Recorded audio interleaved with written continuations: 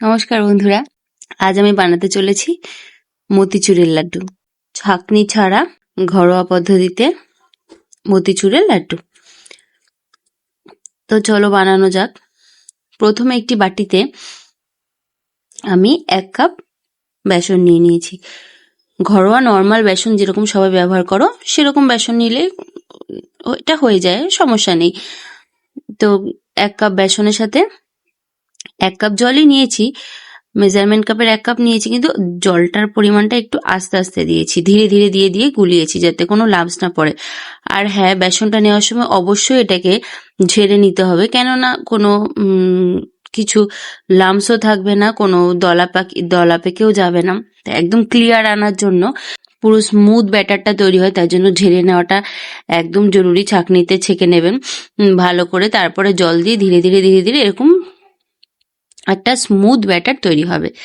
তারপরে স্মুথ ব্যাটারটা তৈরি হওয়ার পরে আমার এখানে পাইপিং ব্যাগ আছে। এখানে যদি কারো বাড়িতে পাইপিং ব্যাগ না থাকে, দুধের প্লাস্টিকে বা নুনের প্যাকেটে, যে কোনো একটা প্যাকেট হলেও এটা হয়ে যায়। সেই প্যাকেটের মধ্যে ভালো করে ঢেলে নিয়ে, প্যাকেটটা ভালো করে ক্লিন করে, যদি ওই প্যাকেট কারো থাকে তাহলে ওই প্যাকেটগুলো ভালো করে ক্লিন করে সেটাতে পুরো ব্যাটারটা ঢেলে দেবেন।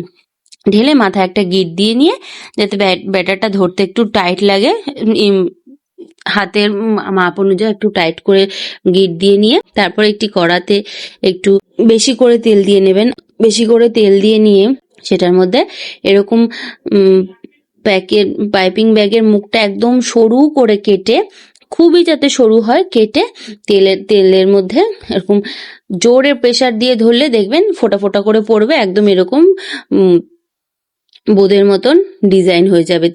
গরম তেলের উপর ছাড়লে একদম মিহিদানার আকারে হয়ে যাবে।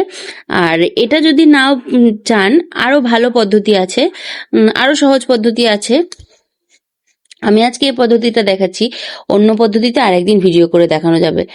তো ভালো করে এরকম তৈরি হওয়ার পর আমি পুরোটা ভেজে নিয়েছি। মিহিদানার মতন হয়েছে, বোঁদের মতন সাইজের হয়েছে। আমি ভেজে একটা বাটিতে তুলে নিয়েছি। তারপর আমি সেই কড়াইতে যতটা তেল ছিল, তেলটাকে আমি অন্য পাত্রে ঢেলে রেখে, এবারে ওটার মধ্যে আমি 1 কাপ চিনি নিয়েছি এবং তার সাথে 3/4 কাপের মতন জল দিয়েছি। জল দিয়ে ভালো করে ওটাকে, এবার চাইলে আপনারা ফুড কালার দিতে পারেন। এখানে ফুড কালারটা একদম স্কিপেবল, আমি দিলাম কারণ দেখতে কালারটা একদম দোকানের মিষ্টির মতন, দোকানের লাড্ডুর মতন হবে, তাই জন্য আমি কালারটা দিয়ে নিয়েছি। তো এটা আপনাদের ইচ্ছা, এটা দিতেই হবে এমন কোনো কথা নেই। তারপরে দিয়ে ভালো করে শিরাটা চিনিটা যখন গলে যাবে, তখন এটাতে কোনো নর্মাল তার বা 1 তার বা 2 তারের শিরার কোনো প্রয়োজন নেই। নর্মাল চিনিটা গলে গেলেই, একটু ফুটে উঠলেই আপনারা পুরো মিহিদানাটা এর মধ্যে দিয়ে দেবেন। দিয়ে দেওয়ার পরে যখন মিহিদানাটা একদম ঢিলা ভাব থাকবে, আস্তে আস্তে একদম ফ্লেমটা লো করে দিয়ে ধীরে ধীরে নাড়াতে একদম পুরো শিরাটা বোঁদের মধ্যে ঢুকে যাবে। তারপরে যখন দেখবে যে এরকম হয়ে গেছে, তখন গ্যাসের ফ্লেমটা অফ করে দিয়ে ঢাকনা দিয়ে ঢেকে রাখবেন 20-25 মিনিটের মতন। তারপর একটু গরম ভাবটা কেটে যাবে, তখন হাতে আপনাদের মতন আমরা এরকম সাইজের লাড্ডু তৈরি করে নেবেন। একদম দোকানের মতন টেস্ট হবে আর খুবই ভালো খেতে হবে। যদি আপনারা চান, সাথে এর উপরে একটু চালমগজ 2-4 দানা দিয়ে দিতে পারেন, কাজু বাদাম এবং কিশমিশ দিয়ে।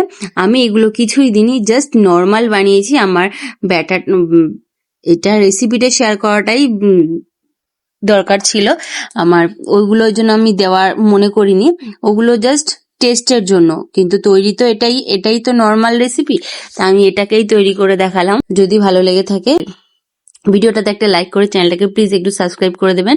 আর এতক্ষণ আমার ভিডিওটা দেখার জন্য সবাইকে অসংখ্য ধন্যবাদ।